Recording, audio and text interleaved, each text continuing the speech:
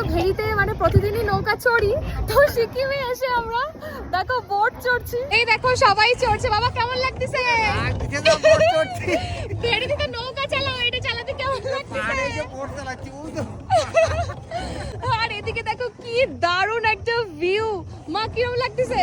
ওরে তোমরা একটু আগে সরিয়ে যাও, আমার কাছে এত এত ভালো লাগতেছে সে আর কি কয়ে বোঝাবো। ভীষণ ভালো লাগছে। দেখো মানে এই যে ভিউটা সাধারণ ভিউ, আর নৌকা চালানোর আর আলাদা মজা। এইটা দেখো, এটা পা দিয়ে দারুণ লাগছে, দারুণ। আমরা তো হাতে নৌকো চালাই, আজকে পা দিয়ে নৌকো চালাচ্ছি। তোমরা যদি কেউ পা দিয়ে নৌকো চালাতে চাও তো সিকিমে চলে আসো। বাবা এরকম একটা বোট নিয়ে যাবে নাকি বেরিতি? বেরিতে পাশ দিয়ে আর বলতে ইচ্ছে করে না, এই পা দিয়ে বলি ভালো লাগে। তো এরকম একটা বেরিতে নিয়ে গেলে বেশ ভালোই হয়। আর এতে কিন্তু মাছ রয়েছে অনেক, দাঁড়াও দেখলি তোমাকে দেখাবানি।